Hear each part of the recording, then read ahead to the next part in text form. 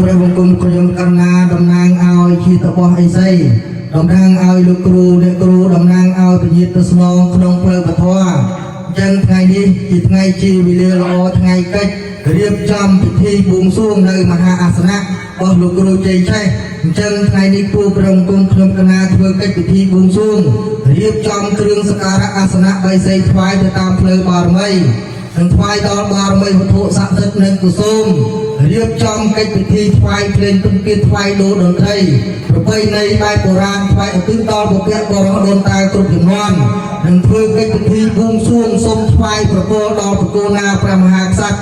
នៃព្រះរាជាណាចក្រកម្ពុជាក៏សូមថ្វាយប្រគល់ដល់សម្ដេចតេជោហ៊ុនសែននិងក៏សូមថ្វាយប្រគល់ជ័យដល់សម្ដេចព្រះវរធិបតីហ៊ុនម៉ាណែតព្រមទាំងថ្នាក់ដឹកនាំគ្រប់ជាន់ថ្នាក់ក៏សូមថ្វាយប្រគល់ដល់គ្រប់ក្រសួង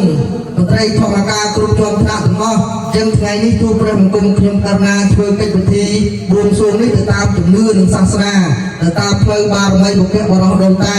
អញ្ចឹងក៏សូមថ្វាយប្រគល់ជ័យដល់បារមីវត្ថុស័ក្តិសិទ្ធិគ្រប់ព្រះអង្គសូមជួយបីបាច់ថែរក្សា